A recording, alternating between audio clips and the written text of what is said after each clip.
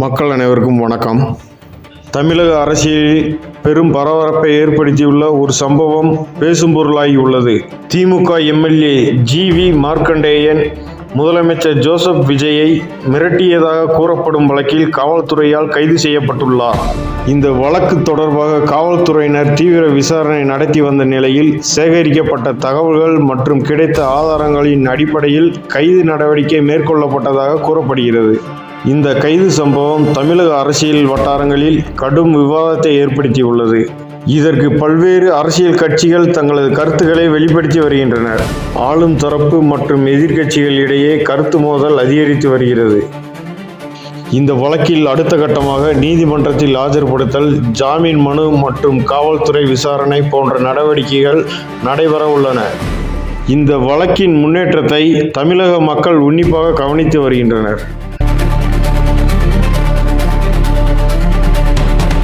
தமிழக அரசின் வரவிருக்கும் பட்ஜெட்டில் விவசாயத்துறைக்கு மொத்தம் 25% ஒதுக்க வேண்டும் என்று பாமக தலைவர் டாக்டர் அன்புமணி ராமதாஸ் வலியுறுத்தியுள்ளார். தமிழகம் ஒரு விவசாய மாநிலம் என்பதால் விவசாயிகளின் வாழ்வாதாரத்தை மேம்படுத்தவும், நீர்ப்பாசன திட்டங்களை விரிவுபடுத்தவும், விவசாய உற்பத்தி அதிகரிக்கவும் போதிய நிதியை ஒதுக்க வேண்டும் என அவர் தெரிவித்துள்ளார். மேலும் விவசாயிகளின் வருமானத்தை உயர்த்தும் புதிய திட்டங்கள், பயிர் காப்பீடு, வேளாண் உள்கட்டமைப்பு, இயற்கை விவசாய ஊக்குவிப்பு மற்றும் சந்தை வசதிகளுக்கு கூடுதல் முக்கியத்துவம் அளிக்க வேண்டும் என அவர் வலியுறுத்தியுள்ளார். வரவிருக்கும் தமிழக பட்ஜெட்டில் விவசாயத்துறைக்கு அரசு என்னென்ன அறிவிப்புகளை வெளியிடப் போகிறது என்ற எதிர்பார்ப்பு விவசாயிகள் மற்றும் பொதுமக்கள் இடையே அதிகரித்துள்ளது. இந்த கோரிக்கைக்கு அரசு எவ்வாறு பதிலளிக்கிறது என்பதும், பட்ஜெட்டில் விவசாயத்துறைக்கு எவ்வளவு நிதி ஒதுக்கப்படுகிறது என்பதும் அனைவரின் கவனத்தை ஈர்த்துள்ளது. தமிழகத்தில் பல மாவட்டங்களில் இன்று பரவலாக மழை பெய்ய வாய்ப்பிருப்பதாக வானிலை மையம் தெரிவித்துள்ளது.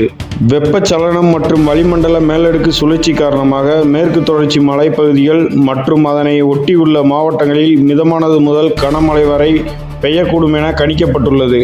குறிப்பாக நீலகிரி, கோயம்புத்தூர், தேனி, திண்டுக்கல், தென்காசி மற்றும் கன்னியாகுமரி உள்ளிட்ட மாவட்டங்களில் மழைக்கு அதிக வாய்ப்பு இருப்பதாக வானிலை ஆய்வு மையம் தெரிவித்துள்ளது.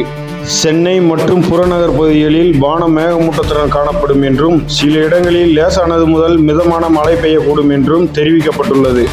கனமழை பெய்யும் பகுதிகளில் வசிக்கும் பொதுமக்கள் தேவையற்ற பயன்களை தவிர்க்கவும், தாழ்வான பகுதிகளில் வசிப்பவர்கள் முன்னெச்சரிக்கையுடன் இருக்கவும் என அதிகாரிகள் அறிவுறுத்தியுள்ளனர். மீனவர்கள் கடலுக்கு செல்லும் முன் வானிலை எச்சரிக்கையை கவனமாக பின்பற்றுமாறு அறிவுறுத்தப்பட்டுள்ளது.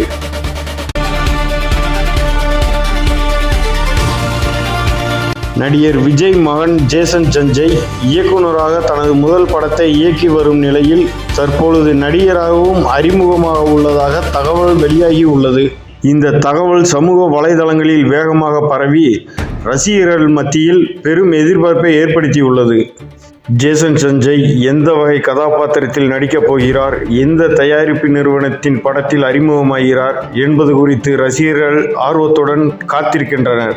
இதுவரை நடிகராக இல்லாமல் திரைப்பட இயக்கத்தில் கவனம் செலுத்தி வந்த ஜேசன் சஞ்சய் தற்போது திரையில் தோன்றலாம் என்ற தகவல் ரசிகர்களிடையே அதிகமாக பேசப்பட்டு வருகிறது.